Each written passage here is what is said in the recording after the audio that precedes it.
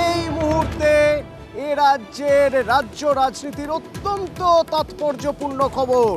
বৈঠক, Derek O'Brien, Kunal Ghosh বৈঠক,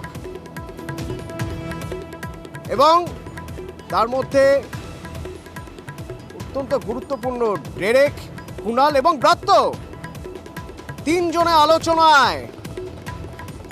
কি খবর পাচ্ছি ভিতর থেকে জানবো। আবির প্রতিনিধি আমার সঙ্গে রয়েছেন। আবির,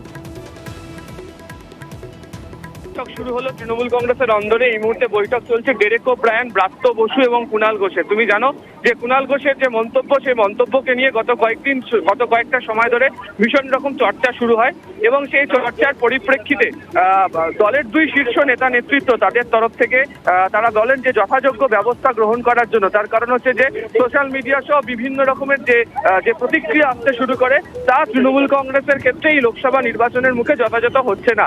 সূত্রের খবর, তারই মাঝে দাঁড়িয়ে তৃণমূল শীর্ষ নেতৃত্বের তরফ থেকে ডেরেক ওব্রায়েনকে বলা হয় এই গোটা বিষয় জট কাটানোর জন্য কুণাল ঘোষের সাথে কথা বলতে। যদিও ডেরেক ওব্রায়েন তিনি ডাক দিলেও কুণাল ঘোষের তরফ থেকে সে ধরনের কোনো সাড়া পাওয়া যায়নি। এরপরই সিদ্ধান্ত নেওয়া হয় যে কুণাল ঘোষের দলে অন্যতম বন্ধু নেতা হয়েছেন ব্রাত্য বসুর সঙ্গে কথা বলার জন্য। আজকে কিছুক্ষণ আগেই ব্রাত্য বসু কুণাল ঘোষের এলাকাতে যান, বাড়িতে যান, এবং ব্রাত্য বসু কুণাল ঘোষকে সঙ্গে নিয়ে যান হচ্ছে ডেরেক ওব্রায়েনের অফিসে। এই মুহূর্তে কলকাতার দক্ষিণ কলকাতার একটি নির্দিষ্ট জায়গাতে ডেরেক ওব্রায়েন, ব্রাত্য বসু এবং কুণাল ঘোষ তিনজনের বৈঠক হচ্ছে।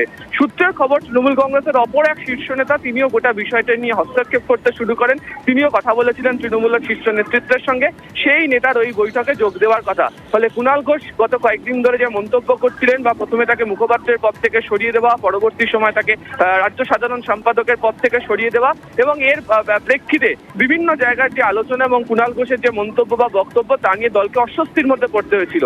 ফলে এই অস্বস্তি কাটানোর জন্য তৃণমূলের তরফ থেকে কি ব্যবস্থা গ্রহণ করতে পারা যায়, সেই বিষয়টাই আজকে দেখার জন্য মূলত এই বৈঠক হতে চলেছে। তৃণমূল সূত্রে আমরা তেমনটাই যেতে পারছি।